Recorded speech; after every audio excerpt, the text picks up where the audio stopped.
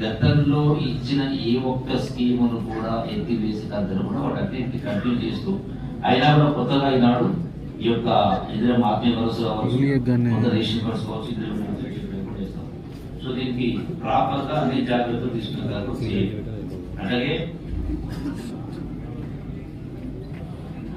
ఈ యొక్క ఇంతకుముందు 2018-19 నుంచి 2024 వరకు డిసెంబర్ వరకు ప్రభుత్వం 72,805 కోట్ల రూపాయలు ఇవ్వడం జరిగింది. ఇందులో ఏదైతే ప్రధానంగా నాకున్నటువంటి సమాచారం మేరకు రాష్ట్ర స్థాయిలో గడిచినటువంటి రైతు బంధులో సుమారుగా ఈ టోటల్ గా అన్ని విడతలు కలిపి 24-25,000 కోట్ల రూపాయలు సుమారుగా, అంటే గుట్టలకు గట్లకు భూసేకరణ చేసిన కెనాల్స్ కావచ్చు, ప్రాజెక్టులకు సంబంధించి కావచ్చు, ఫ్లాట్ అయిన వాటి కావచ్చు, ఇల్లు అయినటువంటి వాటి కావచ్చు, సో అటువంటి వాటికి కూడా ప్రభుత్వం వెళ్ళింది. ఇప్పుడు ఈ యొక్క రైతు భరోసా కార్యక్రమంలో అటువంటివి జరగడానికి వీలు లేకుండా ప్రతి గ్రామంలో ఉన్నటువంటి గ్రామ అధికార యంత్రాంగం, మండల అధికార యంత్రాంగాన్ని, అలాగే జిల్లా యంత్రాంగం, ప్రతి గ్రామంలో కూడా ఏదైతే మనకు గూగుల్ మ్యాపింగ్ ద్వారా సూపర్ ఇంపోజ్ చేసినప్పుడు గ్రామ విలేజ్ మ్యాప్ గూగుల్గా లేఅవుట్ చేసినప్పుడు అది కనపడుతుంది. అసలు కల్టివబుల్ ల్యాండా లేదంటే నివాసాలు ఇల్లు లేఅవుట్స్ కూడా, సో దాన్ని కంపల్సరీగా ఆ గ్రామ సంబంధిత మీరు ఎవరైతే అధికారులను బాధ్యత చేస్తారో ఒక గ్రామానికి సంబంధించి ఒక అధికారి ఉంటారు. గ్రామ స్థాయిలో రెవెన్యూ అధికారి కావచ్చు, పంచాయతీ కావచ్చు, వారిపైన సూపర్వైజర్ సంబంధించి మండల అధికారి కావచ్చు. సో అందుకనే deploy more number of people collective గా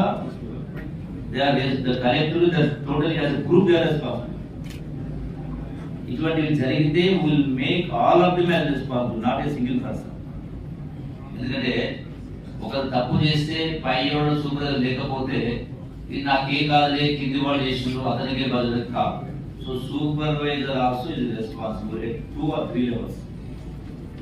అందుకే జాగ్రత్తగా చేయమని అధికారులకు నేను విజ్ఞప్తి చేస్తాను. ఎందుకంటే ఇది ప్రతి పైసా కూడా ప్రజల చెమట వచ్చి కష్టం చేసినటువంటి ప్రజల ఆదాయం ద్వారా వచ్చినటువంటి ఇది, అంటే ఇది అన్యాక్రాంతం కావద్దని. సో 25,000 కోట్ల రూపాయలు ఇది నాట్ ఏ స్మాల్ మనీ. అటువంటిది మళ్ళీ పునరావృతం రిపీట్ కావద్దని ఈ యొక్క మన కార్యక్రమం చేస్తాం.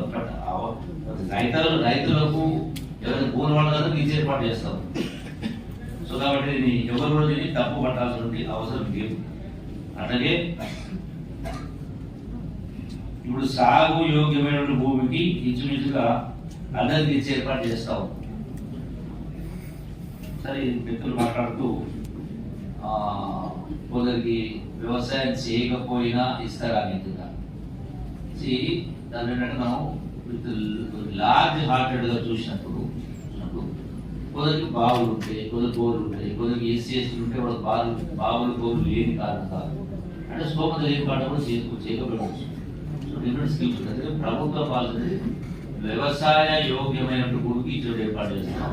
వ్యవసాయ యోగ్య గతంలో సబ్జెక్టు కలెక్షన్ 2014 కంటే ముందు ఈ యొక్క రేషన్ కార్డ్స్ గత ప్రభుత్వం 2014 తర్వాత 2014 నుంచి బహుశా 2020-21 ఆ ఉప ఎన్నిక వచ్చిన సందర్భంలో ఏవైతే మళ్ళీ కొన్ని గత ప్రభుత్వంలో కొన్ని రేషన్ కార్డ్స్ ఇవ్వడం జరిగింది. అయితే అందులో ఆ రేషన్ కార్డ్స్ ఇచ్చిన సందర్భంలో కొత్తగా 6,40,000 రేషన్ కార్డ్స్ కూడా జరిగింది. ఇది సేమ్ టైము 5,98,000 రేషన్ కార్డ్స్ తొలగించడం జరిగింది.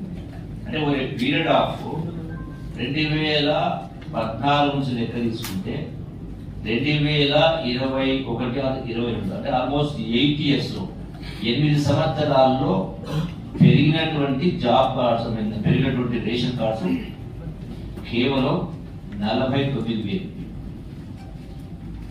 లక్షలు కాదు, 49,000 మాత్రమే పెరిగింది. సో కొత్తవి 6,70,000 ఇస్తే పాతవి 5,00,000.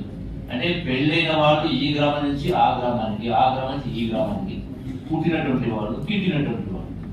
సో నెట్ డిఫరెన్స్ అనేది ఒక approximate 1 crore ration cards.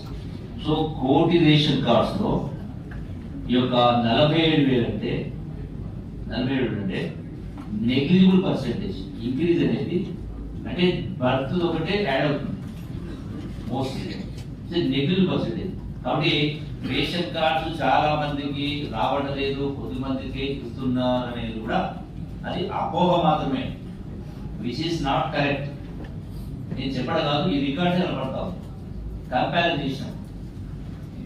So గత ప్రభుత్వం ఏ పద్ధతి పాటించిందో ఇప్పుడు కూడా అదే పద్ధతి పాటించడం ఏర్పాటు చేస్తా ఉంది. సో నెట్ గా ఈ యొక్క ఓవరాల్ ప్రాసెస్ లో ఎక్కడైనా ల్యాబ్స్ జరిగితే అందుకని డాటా అన్ని మాధ్యమాల ద్వారా, వాట్సాప్ ద్వారా కావచ్చు, అట్లాగే అధికారుల ద్వారా, ప్రజాప్రతినిధుల ద్వారా చేరవేసిన తర్వాత గ్రామ సభలో చర్చించినప్పుడు ఏవైనా మిస్టేక్స్ మిగిలిపోయినా, ఎవరైనా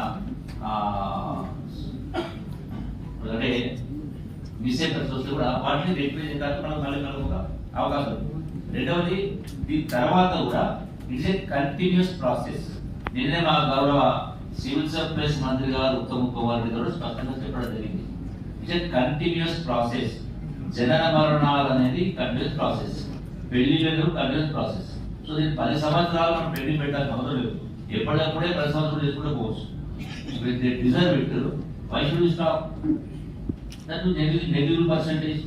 తర్వాత ప్రభుత్వానికి పెద్ద ఏదో 100,000 కోట్లు వేలు కూడా లేదు. సో కాబట్టి మనం ఈ రేషన్ కార్డు గురించి కూడా పెద్దగా మనం మాట్లాడాల్సినటువంటి నాకు తెలిసి ఇది సంబంధించి పెద్దగా అయింది. నెక్స్ట్ వచ్చేసి ఈ సంవత్సరం ఈరోజు ప్రసాద్ గారు మాట్లాడుతూ రుణమాఫీ గురించి మాట్లాడడం జరిగింది. రుణమాఫీ అనేది గతంలో ఏదో చేసిన చాలా మందికి రాలేదు. ఈ ప్రభుత్వం స్పష్టంగా చెప్పింది ఏంటి, 2 లక్షల రూపాయల లోపల ఉన్నటువంటి వాళ్లకు రుణమాఫీ చేస్తామని స్పష్టంగా ఖరాఖండిగా చెప్పడం జరిగింది మా ముఖ్యమంత్రి. 2 లక్షల రూపాయలు ఉన్నటువంటి లోపు ఉన్న వాళ్లకు 21,000 కోట్ల రూపాయలు చెల్లించడం జరిగింది. ఇందులో కొందరికి రాలా. అటు అది కూడా ఏంటంటే స్పెషల్లీ కోఆపరేటివ్ బ్యాంక్స్ లో కొన్ని ప్రీ ఆడిట్ చేయని కారణంగా కొందరు మిగిలిపోయేవి, అవి రెక్టిఫై కూడా చేయడం జరిగింది. షార్ట్లీ వాటిని కూడా ఎక్కడెక్కడైతే ఆడిట్ కంప్లీట్ చేసినటువంటి వాటిని పేమెంట్ తీసుకుంటే ఏర్పాటు చేస్తా ఉన్నాం. అంటే మిస్ అయినటువంటి. రెండవది, బ్యాంక్స్ ప్రాపర్ గా పంపని కారణంగా ఇండియన్ ఓవర్సీస్ బ్యాంక్ ఉంది, సో ప్రాపర్ పంపల. అంటే అటువంటి టెక్నికల్ ల్యాబ్స్ మిగిలిపోయి తప్ప అప్ టు 2 lakhs ఉన్నటువంటి వాళ్ళకు ఇవ్వడం జరిగింది. 2 లక్షల కంటే పైన ఉన్న వాళ్ళకు ఇస్తామని చెప్పుకుంటే ప్రభుత్వం పొరపాటు జరిగింది. ఆ మాట చెప్పిన ప్రకారం దాన్ని అమలు చేసి ఏర్పాటు చేస్తాము. అంటే యూ హ్యావ్ టు అప్రిషియేట్. ఇక మనం ఇంకా డెప్త్గా మాట్లాడాలంటే ఇది రాజకీయ వేదిక కాబట్టి కరెక్ట్ కాదు. డెఫినెట్ గా ఉన్నటువంటి ఆర్థిక పరిస్థితులు మాట్లాడిన దానిలో నిన్న కూడా మాట్లాడడం జరిగింది. ఈవెన్ గ్రామ పంచాయతీ కోసం ఉన్న శాలరీస్ కాలేదు. ఈ ప్రభుత్వం అధికారులకు వచ్చిన సందర్భంలో 40,000 కోట్ల రూపాయల బిల్స్ పెండింగ్ ఉన్నాయి. వాటిని ఒక్కొక్కటిగా ఇచ్చినట్టు ఏర్పాటు చేసాం. అంటే మోర్ దాన్ 50% క్లియర్, ఇంకా కొన్ని పేమెంట్ చేయాల్సి ఉన్నాయి. మరి 10 సంవత్సరాల క్రితం సంవత్సరానికి 6,500 కోట్ల రూపాయలు వడ్డీ ఉంటే ఈ రోజున నెలకు 6,500 కోట్ల రూపాయలు వడ్డీ కట్టాల్సి వస్తాం. అయినా కూడా ఇలా రైతు భరోసా కావచ్చు, ఆత్మీయ భరోసా కావచ్చు, రుణమాఫీ కావచ్చు, ఇవన్నీ లెక్కలు వేసినప్పుడు సుమారుగా 70,000 కోట్ల రూపాయలు ఈనాడు వివిధ పథకాల ద్వారా ప్రజలకు చేరవేసే ఏర్పాటు చేసింది. నేను గౌరవ బీజేపీ శాసనం కూడా విజ్ఞప్తి చేస్తాము. ఇప్పుడు మాకు ఏమీ రాలేదు కింద మీకే కాదు మాకు కూడా అవకాశాలు ఉంటే కొన్ని అంశాల సంబంధించి కొన్ని కాలేదు, అంటే శాంక్షన్స్ కావచ్చు, రోడ్స్ కావచ్చు, ఇంకోటి కావచ్చు. సో అంటే దిస్ ఈజ్ ది రియాలిటీ. మనం వాస్తవాన్ని కూడా పరిగణ తీసుకోవాలి. ఇవి చేయడానికి మళ్ళీ 1,00,000 కోట్ల రూపాయలు అప్పు చేయాల్సి వచ్చింది. సో అంటే ఈ స్కీములకు సంబంధించి రైతు భరోసా అయినా, ఇతర ఆర్థిక భరోసా అయినా, ఆహార భద్రత సంబంధించి వీటన్నిటికి సంబంధించి ప్రభుత్వం ఏ లక్ష్యాన్ని నిర్దేశించిందో ఆ లక్ష్యం చేరడం కోసం కేవలం డబ్బులు మిగిలించుకోవాలనో, ఆరాధన ఉన్న వాళ్ళని పక్క పెట్టాలనేటువంటి ఆలోచన ఏమాత్రం కూడా ఈ ప్రభుత్వానికి కాంగ్రెస్ ప్రభుత్వానికి, ఈ ముఖ్యమంత్రి రేవంత్ రెడ్డి గారికి మాత్రమే కూడా అటువంటి ఆలోచన లేదు. ఉన్నదాంట్లో మాక్సిమం చేసి ప్రయత్నం చేస్తాను. కాబట్టి నేను జిల్లా కలెక్టర్ని స్పష్టంగా ఆదేశాలిస్తున్నా, అర్హత ఉన్న వాళ్ళు ఎవరు మిగిలిపోవద్దు. అనర్హత వాళ్లకు గతంలో జరిగినట్టుగా అటువంటిది జరగవద్దు. మీరు ఉన్నటువంటి వారు రాష్ట్రంలో లెక్క తీసినాం. సుమారుగా ఈ జిల్లాలో ఎంతమంది ఎంప్లాయీస్ ఉన్నాం?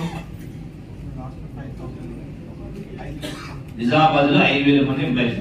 నిజామాబాద్ జిల్లాలో ఉన్న గ్రామాలు ఎన్ని ఉన్నాయి? 530. అంటే 5,000 ఎంప్లాయీస్ ఉన్నారు, 530 గ్రామ పంచాయతీ ఉన్నాయి. సో యావరేజ్ ఎంతకు వస్తుంది అంటే పర్ జీబీ